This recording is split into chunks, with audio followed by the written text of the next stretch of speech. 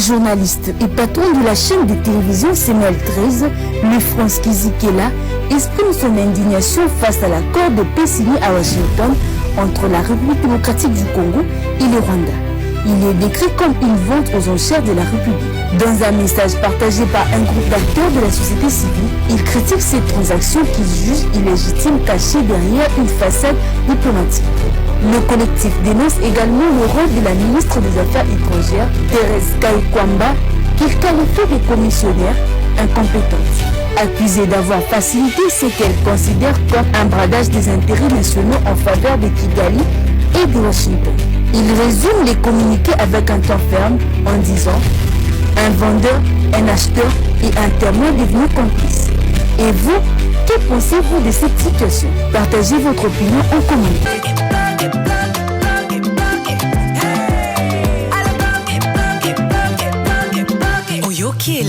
Congo, tapez les mains, tapez les mains, tapez les mains, tapez les mains, tapez les mains.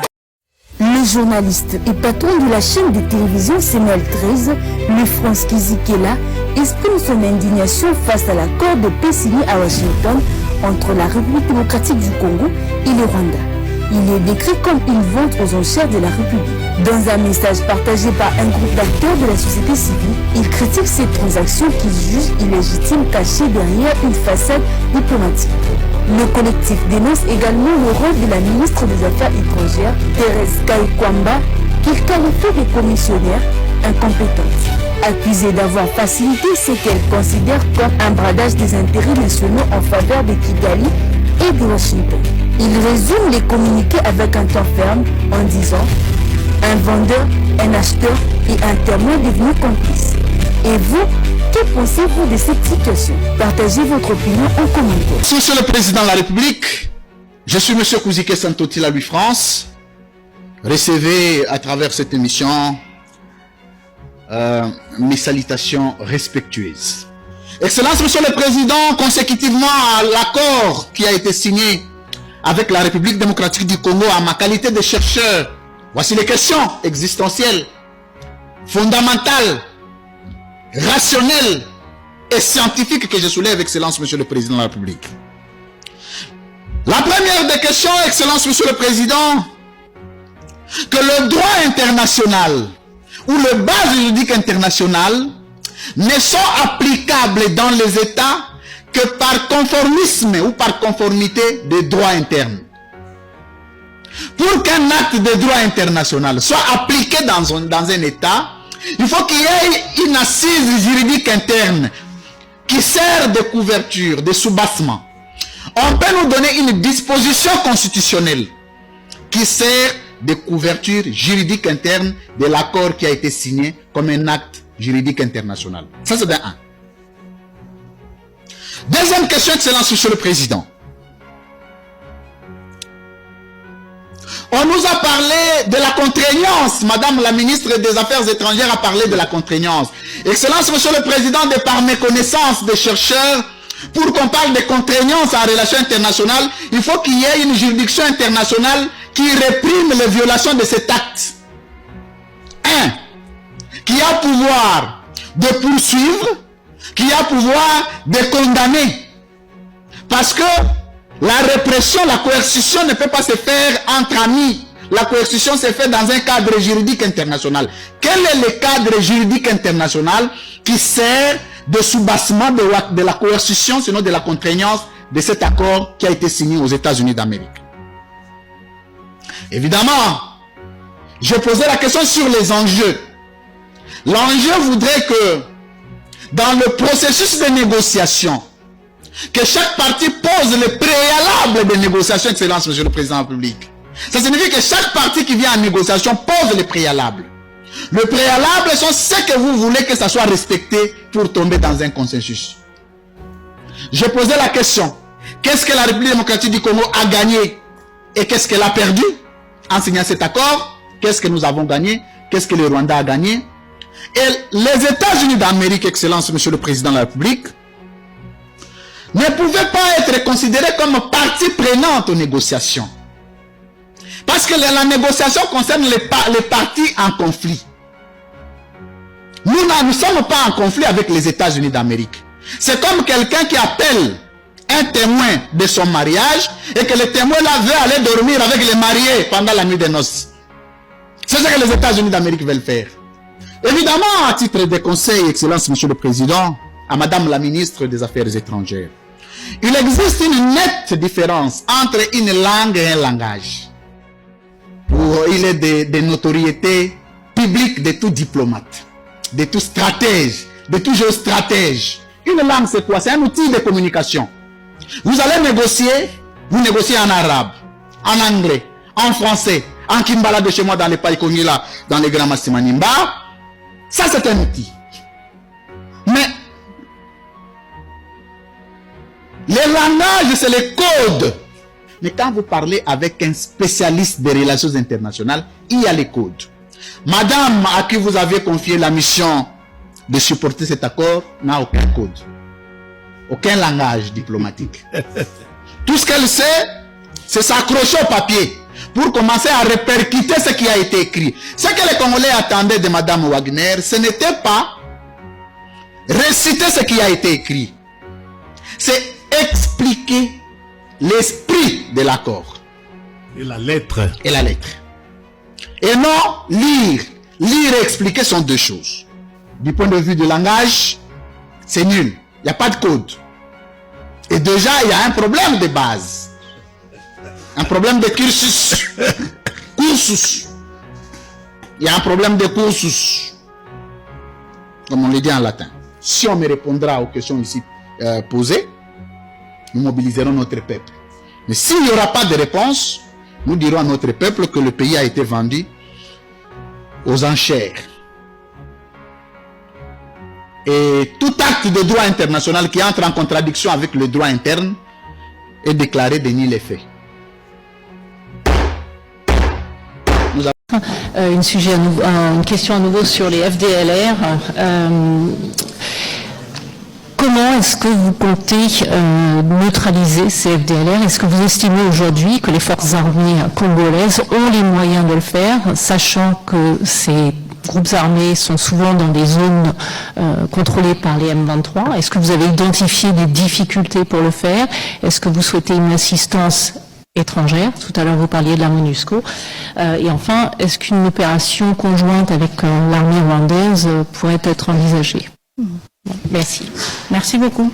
Alors la question des FDLR et leur neutralisation, évidemment, je pense tout d'abord qu'on doit se référer à toutes les expériences antérieures que nous avons déjà accumulées en République démocratique du Congo et donc à une certaine expertise, si vous voulez, dans la question, raison pour laquelle, pour nous, il s'agit surtout d'éléments résiduels des FDLR. Je pense qu'on a vu quand même, au fil des années, une réduction quand même assez sensible par rapport au nombre des effectifs des FDLR, suite aussi aux opérations, aux différentes opérations et différents efforts qui ont été menés par la République démocratique du Congo.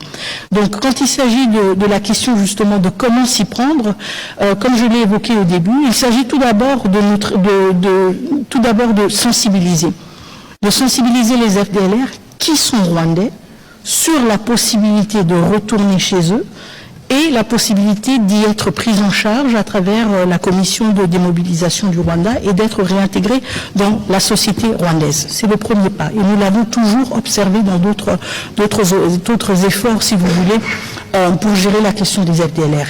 Évidemment, tout cela va de manière crescendo, si vous voulez, ou séquentielle, en fonction justement du succès de cette première étape.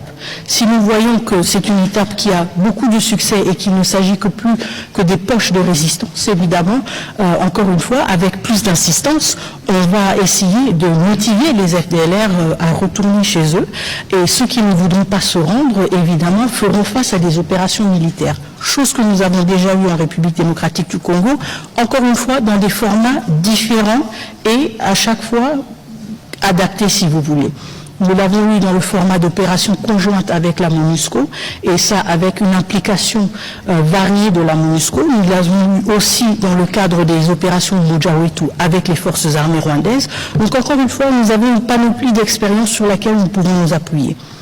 La question de la capacité des forces armées rwandaises, congolaises à faire face à la présence des FDLR. Donc déjà, elle ne relève pas de mon domaine, mais je peux vous assurer que la défense pendant ces derniers mois et pendant ces dernières années s'est justement concentrée sur son efficacité et sur justement le besoin d'être plus performante. Et donc je peux très bien imaginer que dans ce cadre d'une opération aussi stratégique, d'une portée si importante pour la République, que nous n'allons pas avoir de doute sur la performance, la capacité de performance de nos forces armées. Maintenant, la question sur la possibilité d'opérations conjointes entre la République démocratique du Congo et les forces armées rwandaises, cette question n'a pas été évoquée et elle n'est pas encore sous examen ou elle n'est pas prévue d'être examinée, en tout cas dans les jours à venir. Nous nous concentrons sur nos propres capacités, Transacte avec le Rwanda, qui est le pays voisin. Pourquoi ne pas plutôt organiser ces exploitations chez nous? La guerre qu'on nous a imposée depuis de nombreuses années serait la guerre de l'exploitation commune par certains pays des richesses du Congo. Ceux qui nous faisaient la guerre hier ont donc gagné aujourd'hui le droit d'exploiter comme nous les richesses congolaises. Je disais que, en toute honnêteté, je n'étais pas impliqué dans le projet, mais j'essaie de comprendre. Il y a des pesanteurs sur le plan politique qui valent plus que la conception sur le plan économique. Ça peut se comprendre s'il faut le calme, éradiquer, je dirais, le conflit, l'insécurité dans l'Est, pour que le Rwanda étant proche de chez nous, plutôt que je suis en train de réfléchir à haute voix, d'exploiter certaines de nos ressources, mais ça ne dit pas qu'on les donne au Rwanda, c'est un partenariat. On aura peut-être à avoir un avantage comparatif, peut-être parce qu'il y a l'énergie facilement au Rwanda, on exploiterait certaines ressources de sorte qu'on déterminerait la répartition des parts. Donc le Rwanda gagnerait l'accès à nos ressources, nous gagnerions la protection des pays voisins et l'assurance qu'il n'y aura plus de guerre et qu'on pourra profiter de leurs expertises pour exploiter nos richesses. Des fois, il est mieux de faire les arrangements qui pourront assurer une certaine sécurité plutôt que de mettre en premier l'intérêt économique. C'est ce que je peux peut-être voir comme intérêt par rapport à cela, et je ne vois rien de mal. L'avantage comparatif, peut-être que l'environnement s'apprête à développer ce genre de projet au Rwanda. Je n'ai pas fait d'analyse. La patrouille la mort, c'est avec un cœur meurtri que nous sommes ici, au rond-point Thomas Sankara pour la veille citoyenne. Nous allons lancer un message au président congolais. Il n'a qu'à faire pardon, il n'a qu'à être garçon, il n'a qu'à prendre des décisions fermes pour sa population. Il a vu bien l'AES, il y a le capitaine Ibrahim Traoré, Assimi Koïta et Abdraman Tiani qui ont pris des décisions pour libérer les peuples parce qu'ils ont vu assez de morts. Mais vous ne pouvez pas permettre que les États-Unis viennent dans votre pays comme ça pour piller vos richesses et vous tuer entre vous. Ça fait combien d'années qu'ils sont là-bas? 30 ans. Plus de 30 ans ils sont là et puis ça meurt toujours à cause de vos sous-sols.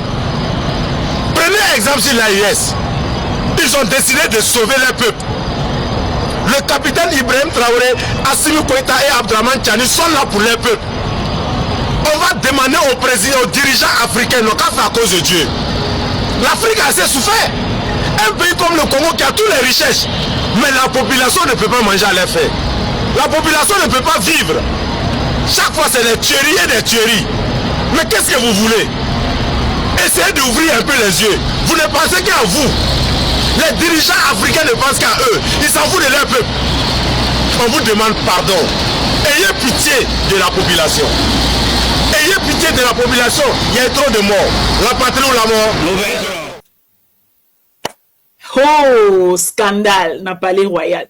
Aujourd'hui, Patrick Mouyaya, benganiye, hein, lelo vendredi 4 juillet 2025, Bengani na conseil de ministres, Akoka pour participer na conseil des ministres était. Pourquoi? Parce que hier, na conférence de presse, il y a Madame Thérèse Kayikwamba, Patrick Mouyaya, à côté ça qui journaliste moko, oh, il fallait pas à côté ça. Lui, France, Kouzekisa. Lui, France, tant peu à côté, comme vous voyez, vraiment, en bas, lui, on a peu bamaye, les cas est belé, la question peut les cas est belé, à somba, ma, le coup, la journaliste, moussou, sauté, journaliste, moussou, si, somba, ma, pesa qui déjà, ma question, na bango, Madame Kayikwamba, na cabinet, na, préparer déjà, ma question. Si quoi, il y a lui, France, et bimi, carabou, boum, question en attendant que Bimi, Madame Thérèse Kayikwamba était incapable de répondre à cette question. Donc, Zongi Sibisoka na Makamboyo, Francine Mouyumbaloba, qui est la sénatrice, en disant que non, la dame était médiocre comme son chef. Exactement, elle est médiocre, voilà. Médiocrité n'a mon année. Ils ont traité Madame Francine Mouyumba de jalouse. Jalouse en quoi? Jalousie en ligne. Il y a médiocre, il y a une incompétente. Non, pas du tout. Thérèse Kayikwamba est incompétente. Elle est incapable de repasser sa Congolais passeport. Nous vivons ici à l'étranger. Nous avons besoin du passeport pour nous voyager. Nos passeports sont expirés. On est incapable d'avoir un passeport. On ne peut pas aller à l'ambassade pour tous nos passeports à cause d'elle, à cause de son incompétence. Donc, incompétence na lui France attendit Yango Libanda. Comme lui France attendait Yango Libanda, chef na Maf Tumbo alias Soki Banda Félix Tshisekedi n'a pas du tout digéré cela. Nde abengani Mouyaya lelo alinga mona elongia Mouyaya tete basis conférence de presse sorry basisi réunion na bango ya ba ministre ba pesi Mouyaya communiquer akende kotanga Libanda. Quelle humiliance eloba nango bukecho. Mais elo comme sousupé eloba makimingi lobby c'était sécurité ezaki na RTNC wana il fallait que le au moins 5 barrières pour kotanga kati. Sécurité moko eleki na maman Denise et les gens se posent comment Thérèse Kayikwamba peut se faire pour sécuriser que quand même non maman Denise et qui quand même qu'est-ce qui se passe? On a vu de bouquets de fleurs, de ceci, et les lieux comme la sécurité, c'était un peu bizarre. Bon, de toutes les façons, moi, les hommes, comme la banque, union sacrée, ça va la légèreté, on ferme cette parenthèse.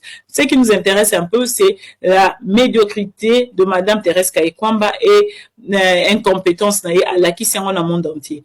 Une simple question de lui, France, va une question simple.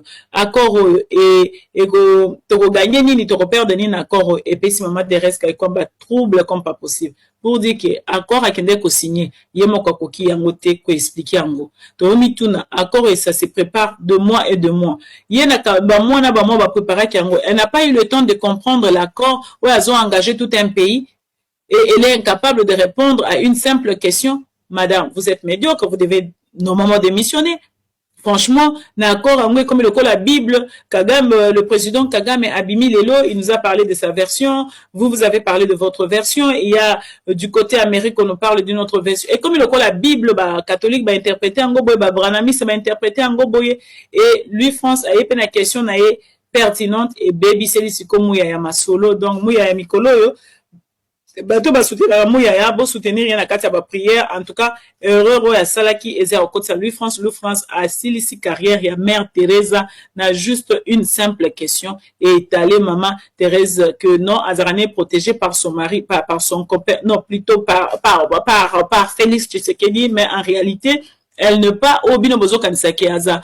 Quand Madame Francine Mouyumba nous a dit que non, c'est comme si bakenda ki na bango États-Unis kuna pour na okanisaka photo na Donald Trump pour ya côté ça on a quatre albums mais en réalité Madame Francine Mouyumba avait raison, il n'y a rien de spécial, rien de concret Madame Wakenda Lukela biso. Photo kana Donald Trump, gouvernement Tshisekedi, eza médiocre na ba médiocre top niveau.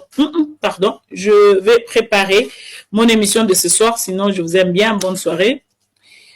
Priez beaucoup pour Patrick Mouyaya, hein? Sinon chef Ngeleka comme Batumso Babenga Kaye Aza très fâché alors il y a fâché. Voilà, merci, bonne soirée.